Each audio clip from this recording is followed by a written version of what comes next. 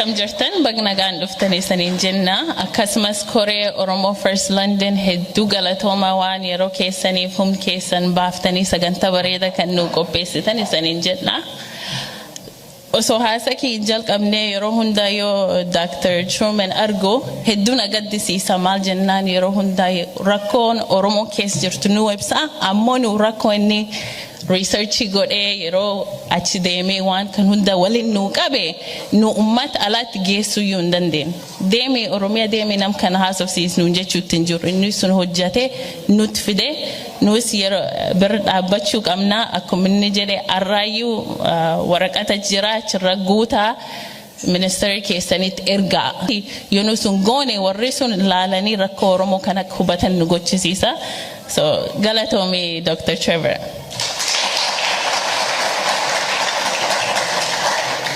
Arra waa'ee caayaa ogeeyyoota Oromoo xiqqoo isaniif ibsaa. Caayaan kunini ogeeyyoota hedduu of keessaa qabaata. Ammoo achi jalatti damee dooktarii ijaaramaa, damee injineerota, damee barsiisota kan fakkaatutti jara ijaarama. Akkuma hundinuu argine biyyambaa keessatti barnootaa fi hojiitti milkaa'uu fi nam beekuun barbaachisaadha. Akuma faranjin jettu, it's not what you know but who you know that makes a difference. Waan ati beektu osoo hin taane nama ati beektu tir bu'aa qaba ka jedhu. Namni sun yoo nama ofii ta'e sun caalaa dachaadhaan si gargaara. Amma fakkeenyaaf gaaf New Yorkitti godaannu Jawaar barumsa achi jalqaba.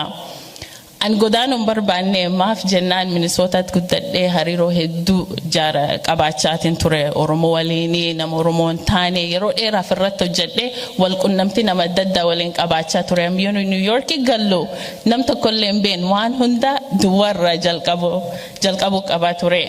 Sila yoo caayaan akkana jiraate akkasin ta'u maal jennaan sila let's say London godaanuu barbaade aduu bilbilee adii London godaanuu jira. Hojii akkana barbaada ees gallaa jechuun danda'e gaafachuu danda'e bakka tokko jiraachuu hin qabne waan Oromoo taateef salphaatti qunnamuu danda'a.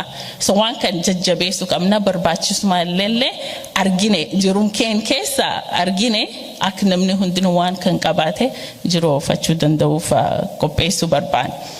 Amma yeroo kanatti Oromoon hedduun karaa mana barnoota keessa jiru. Hedduun isaan karaa hojii bobba'uu jiranii. Jarkan wal barsiifnee walitti hidhuun wal qabatanii akka sabuufillee guddisan godhu barbaanna. Wanneen kan maal fayyada? Muuxannoo adda addaa wal jijjiiruu fi hiree hojii akkuma duraan jedhee hiree barnootaa fi walii hiruullee nu gargaara.